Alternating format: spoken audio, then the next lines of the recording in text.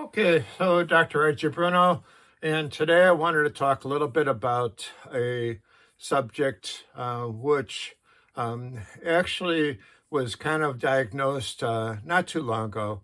It's called chronic traumatic encephalopathy, or CTE. This CTE is caused by multiple injuries to the brain over time. Where we first learned of its existence was in football players who seemed to be having early dementia. And they were able to take a look at the brain and realize that they had micro injuries to the brain, which seemed to be coming from injuries to the head, concussions that they had over time.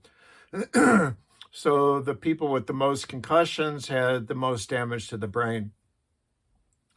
The National Football League Union decided that this had to be taken seriously, and a lot of rules were passed to prevent the football players from being injured.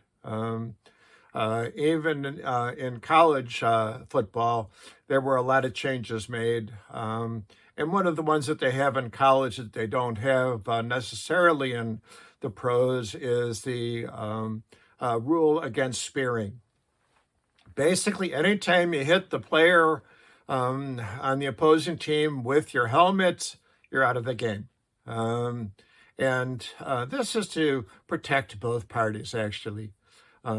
If you hit somebody in the upper body with a helmet when you're flying off the ground, you're going to basically cause a concussion, even though the person didn't hit the head. And of course, the person who hits the player with their helmet, they're risking that they're going to injure their brain by hitting the person with their head.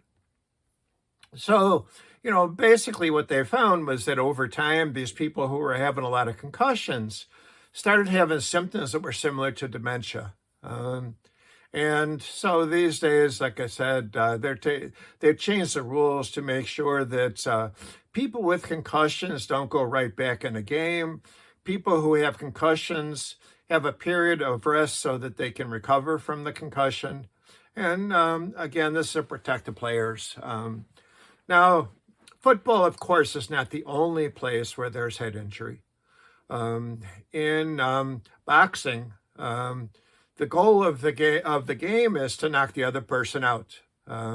So every time a person gets knocked out, they got, damage to the brain.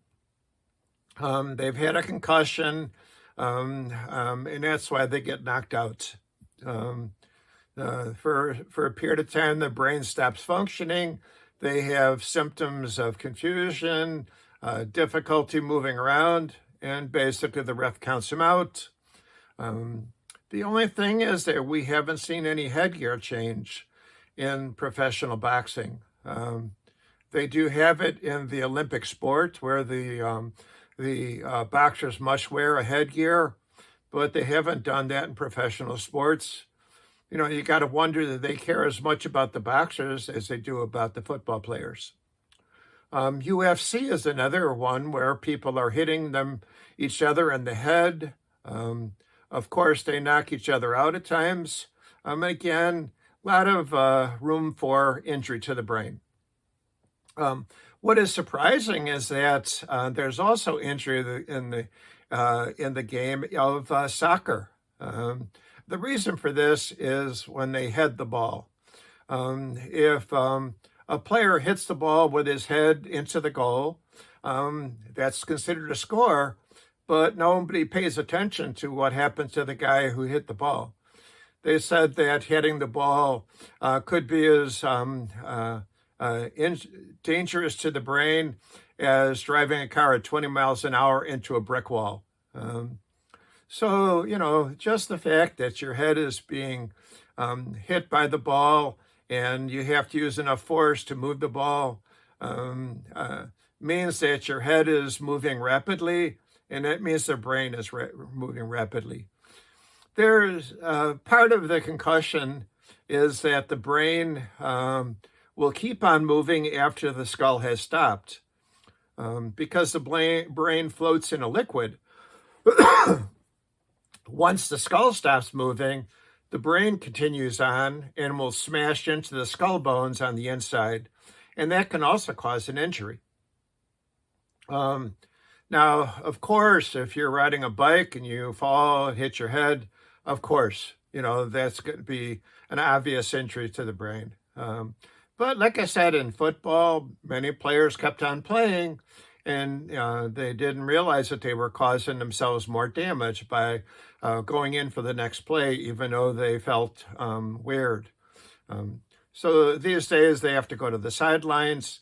They have to be able to tell the doctor what their name is, what the play of the game was that they injured themselves. And I think there's some other memory tests that they do before they're allowed to go back into the game. And if they are not allowed to go back, they usually have to follow a protocol of at least a week before they're allowed to even consider going back to the game. So I think this is really good that they're starting to treat this chronic traumatic brain injury more seriously. And hopefully in the future, we'll see less and less of this. Okay, take care.